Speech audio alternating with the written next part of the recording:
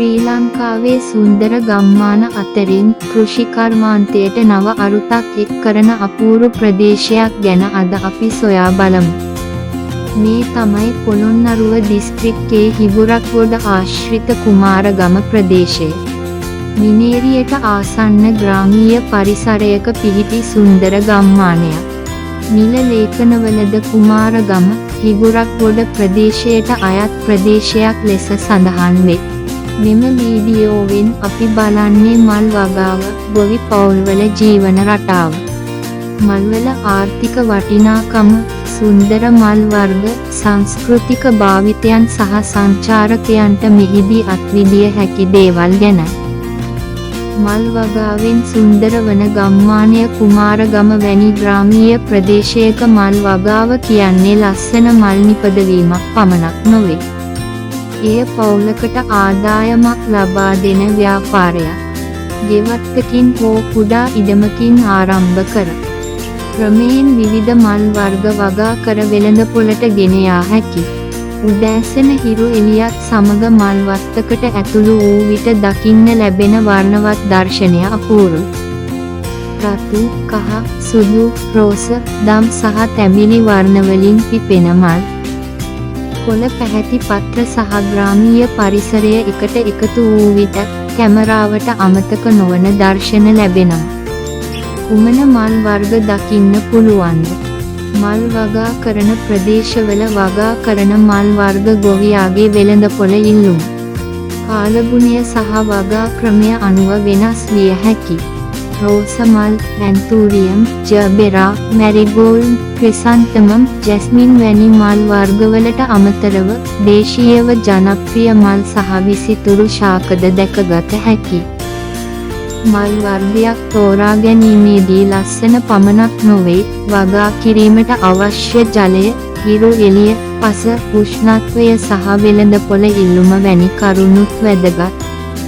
මල් ගොවියෙකුගේ දෛනික ජීවිතය මල් වත්තක් ලස්සනට පෙනුණා. එහි පිටුපස තිබෙන්නේ විශාල මහන්සියක්. උදෑසනින්ම වගාව පරීක්ෂා කිරීම, ජලය ලබා දීම, වල් පැලෑටි ඉවත් කිරීම, පස සකස් කිරීම, පොහොර යෙදීම, රෝග සහ කෘමි හානි පරීක්ෂා කිරීම වැනි වැඩ නිතර සිදු කළ යුතුයි. මල් පිපෙන කාලයට ඒවා නිවැරදි අවස්ථාවේදී නෙලීමත් ඉතා වැදගත්. ඒ නිසා එක් මලක් වෙළඳපොළට පැමිණෙන තෙක් ගොවියාගේ කාලය, දැනුම සහ මහන්සිය විශාල ප්‍රමාණයක් ඒ තුල තියෙනවා. මල් වගාව සහ ගමේ ආර්ථිකය. මල් වගාව ග්‍රාමීය ආර්ථිකයට වැදගත් විය හැකි අංශයක්. මල් වගා කිරීමෙන් ලැබෙන ආදායමට අමතරව මල් එකතු කිරීම, ඇසුරුම් කිරීම, ප්‍රවාහනය, මල් මාලා සකස් කිරීම සහ වෙළඳාම වැනි අංශවලටත් රැකියා සහ ආදායම් අවස්ථා නිර්මාණය වෙනවා. විශේෂයෙන්ම මංගල උත්සව, ආගමික උත්සව, පන්සල් සහ දේවාල, අවමංගල්‍ය අවස්ථා, නිවාස අලංකරණය සහ විවිධ උත්සව සඳහා මල්වලට විශාල ඉල්ලුමක් තිබෙනවා. මල් මිලදී ගන්න පුළුවන්ද? ඔබ සංචාරකයෙකු ලෙස හෝ මල් වලට ආදරය කරන කෙනෙකු ලෙස මෙහි පැමිණෙනවා නම් මල් මිලදී ගැනීමට පෙර ගොවිපළ හිමිකරුගෙන් අවසර ලබා ගැනීම හොඳම ක්‍රමයයි. සමහර ගොවිපළවල මල් විකිණීමට තිබිය හැකි අතර සමහර වගාකරුවන් තොග වෙළඳපොළට පමණක් අලෙවි කරනවා විය හැකි. ඒ නිසා මල් ගන්න පුළුවන්ද කියලා විමසා මිල, ප්‍රමාණය සහ ලබාගත හැකි මල් වර්ග ගැන කතා කරලා මිලදී ගැනීම වඩාත් සුදුසුය. ෆොටෝග්‍රැෆි සඳහා අපූරු ස්ථානයක් මල් වගා කරන ප්‍රදේශයක් ඡායාරූපකරණයටත් ඉතාමත් සුදුසුය.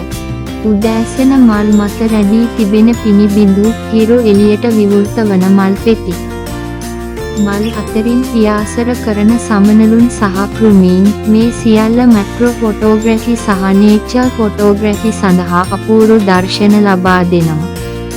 නමුත් වගා බිමට ඇතුළු වීමට පෙර ගොවියාගෙන් අවසර ගන්න අමතක කරන්න එපා. මල් සහ ශ්‍රී ලාංකික සංස්කෘතිය ශ්‍රී ලංකාවේ මල්වලට තියෙන්නේ අලංකාර වටිනාකමක් පමණක් නොවේ. බෞද්ධ ආගමික වතාවත්වලදී මල් පූජා කිරීම ඉතා වැදගත් සම්ප්‍රදායක්. විශේෂයෙන්ම නෙළුම්, ඉච්ඡ, අරලිය වැනි මල් ආගමික හා සංස්කෘතික අවස්ථාවලදී බහුලව භාවිතා වෙනවා. එමෙන්ම මල් මාලා, මල් සැරසිලි සහ උත්සව අලංකරණය ශ්‍රී ලාංකික විවාහ සහ සමාජ උත්සවවලටත් විශේෂ සුන්දරත්වයක් එක් කරනවා.